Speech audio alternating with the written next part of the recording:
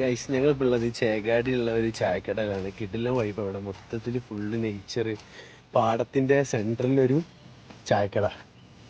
Traditional vibe. എങ്ങനെയുണ്ടാ ചേ? ഞാനും Achu set. എങ്ങനെയുണ്ടാ ഇത്?